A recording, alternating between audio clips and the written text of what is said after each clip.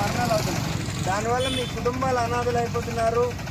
మీ తాలూకా జీవితాలు అక్కడితో ఆగిపోతున్నాయి.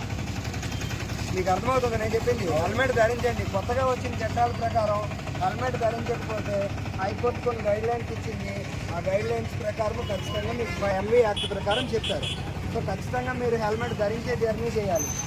ఎక్కడి నుంచి మేము ఇక్కడే ఉన్నాం కదా, ఇక్కడి నుంచి ఇక్కడి వరకు వచ్చేటప్పటికి మేము మా పక్కనే సార్ ఇల్లు లేదు పక్క ఊరు అని మేము హెల్మెట్ ధరించమంటే ప్రమాదం అనేది ఏ క్షణంలో ఎలా వస్తుందని తెలియదు. సో దట్ హెల్మెట్ ధరించుకుంటే మీ ప్రమాదంలో అట్లీస్ట్ మీ హెడ్ అనేది తల అనేది రోడ్డుకి తగలకుండా ఉంటే ఆటోమేటిక్గా మీ ప్రాణాలు అనేది సేవ్ అవుతాయి. అర్థమైందా?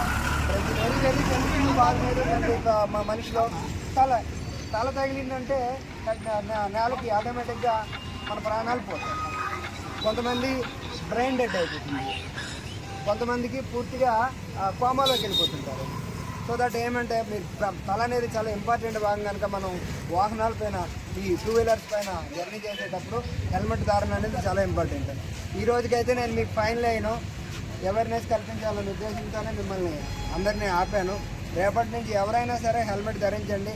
మీరు హెల్మెట్ విలువ 1000 రూపాయలు అయితే మీకు హెల్మెట్ ధరించకపోతే వేసే ఫైన్ మాత్రం 2000 రూపాయలు పడుతుంది. దయచేసి 2000 కట్టే కన్నా 1000 రూపాయలు పెట్టి హెల్మెట్ కొనుక్కోవడం మంచిదే కాదా?